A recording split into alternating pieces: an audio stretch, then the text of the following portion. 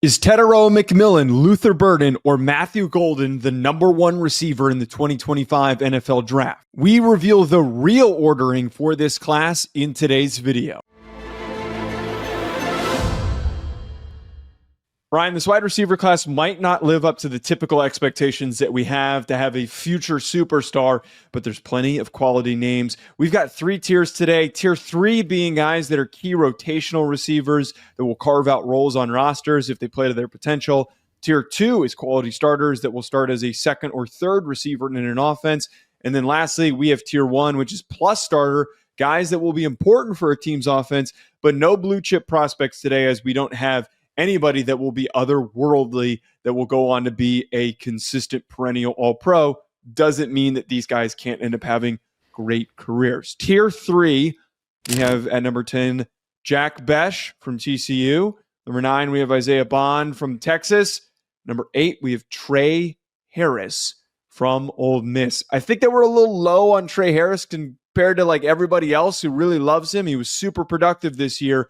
But 8 feels pretty fitting, which is about a third-round grade. I like Trey Harris and what he brings to the table. I think that he played a little bit more with better pace in 2024 compared to 2023. And I thought his route running at Ole Miss this past year was a lot better than it was previously. I just think we're dealing with a pretty average athlete, right? Like for NFL standards. Doesn't mean that he can't play. Obviously, he's a key rotational player in these rankings. So I think he's going to be a good football player. But if we're rejecting him to be a high-end wide receiver 2 or potentially a wide receiver 1 in offense, like I just don't see that personally, man. I want to backtrack here, though, for the Bech stuff, because I just want you to highlight him personally. He was a little bit lower on my list. Okay. He's on this ranking because he's super high on your ranking. So talk about Jack Bech, the former LSU transfer now at TCU. You had him at 14. I have him at 7. Yes. I have a early third-round grade on him. I just really like his consistency with his hands. I thought that he was a very reliable route runner. I'm not going to do it. I almost made a comp that would have been unholy, and I'm not going to do it, and you know where I'm going with this. But I think that he could really thrive in an offense in the slot as a big-bodied, strong slot player with reliable hands. And I think that the Senior Bowl showed the production that he could have, not on a game-to-game basis, but in spurts. He could occasionally have like really big plays because he has great concentration. So I like Bech. What maybe turns you off on him, why you're not as high? You just see him in a Los Angeles Rams uniform, right, Joe? Like you could see it. Like it was born. I didn't say it. I didn't say it. I implied it. I implied it, but I didn't say it. And I'm not gonna. I hate when people do that, where every white dude is Cooper Kupp, but I'm not gonna do it. But if Bech happened to be a Ram, knowing that they covet route running and hands and play strength in a lot of their receivers, I'm just saying it would be a good fit. Yeah. Again, don't dislike Bech. He is a mid-4th round grade for me, so don't dislike him at all. I think he could be a solid contributor to an offense. It's just, look, I think that when we make these comps of like these power slots, it is not... It can work, obviously. It has worked for several different players in the NFL, but it isn't always a perfect formula because athleticism still does overly matter, right, for the NFL level in translation. I understand it doesn't translate it doesn't matter in the translation into a slot receiver comparative to like an X, right? Like there is a different formula to that projection. But I just saw Bech and I thought he was just good, pretty solid at most things, but I just didn't see a plus trait. So he was just a little bit lower for me because I see a sticking point. But I don't know if there's one elite thing he does that says like, wow, that's what really separates this kid in kind of a crowded mid-tier class of wide receivers. That's fair. I don't think that there's really a lot of sexy options once we get to not day 3, but when we get to like the 3rd round, we start to really slide in quality names and options. Now, Eleke Manor didn't make our list. Caden Prather didn't make our list, but they were right on the cusp. They had a very similar consensus grade to what we had with Bech and a guy like Isaiah Bond. Let's move on to tier 2. This is our tier of quality starters, guys that we think will probably play as a third receiver in an offense that could have big performances in spurts, but also maybe have that potential to take that step forward of being super productive 1,000-yard guy in the NFL. That being Jalen Knoll from Iowa State, his teammate Jaden Higgins from Iowa State, and then Jalen Royals from Utah State. Let's start with Jalen Royals first, who we haven't gotten the chance to talk about much on this channel. I think that Jalen Royals is such a fantastic route runner. He's one of the smoothest players in this class. And I think that he deserves way more buzz, but he's not getting much because he didn't finish this season and he played at a G5 program all the way out west. I think he's one of the more versatile wide receivers in this class. I think he's a guy that can move all over the place. I think there's going to be some people that like him as a slot because he's a pretty densely built kid who has some yak potential, but he is a really good route runner. So I think that he could live outside. And my favorite thing about him, though, Joe, is he's really good working down the field, man. He's got some great ball tracking, one of the best ball trackers in this class. So I think he's a multi-level threat. He might not be a guy that is going to be a perennial 1,000-yard receiver as a number one, but I would be very surprised if Jalen Rose is not at least a high-end number 3 or solid number 2 on the NFL level. I think that he is going to be, he reminds me of a guy that would be on the Green Bay Packers for whatever reason, right? Yes. Like he's a Jaden Reed type, a guy that just does a little bit of everything really well and can be a well-rounded option for a passing attack. I've spoken very highly of Higgins. You're not on that same page with me completely. I have him as wide receiver 5. I love his athletic profile. I love his build. I think that his ability to transition at the size that he is at 6'4" is very uncanny. It is hard to come by for him to be able to redirect and run routes the way that he can. And he has pretty good concentration in traffic.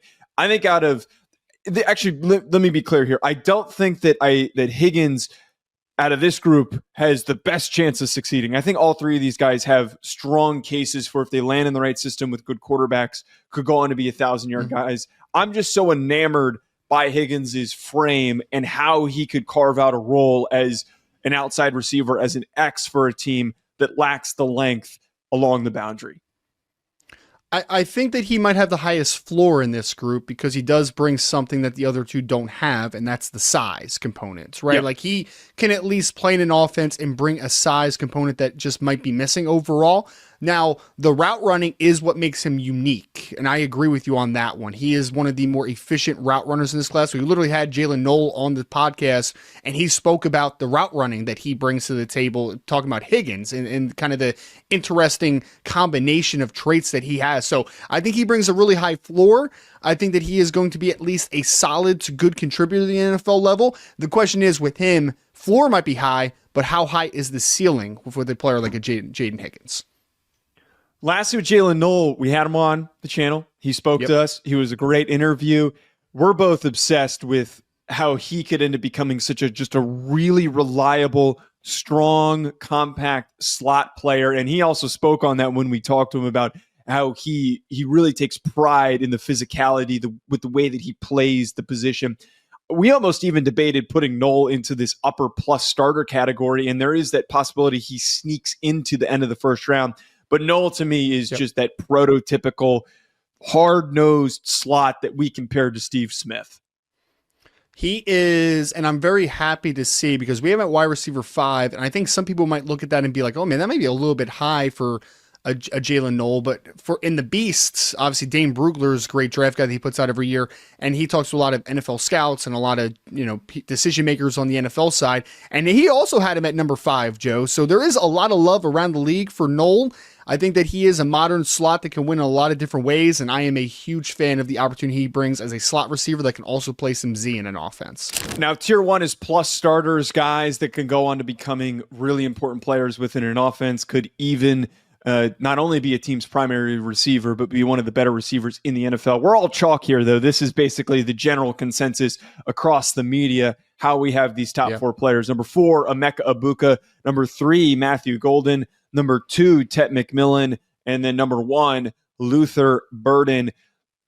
There are just so many different paths for these guys. And I think that for all 4, there are different worlds where they find success, maybe different worlds where they have shortfallings and their careers don't pan out, but they have the ability to really carve out impacts for different franchises.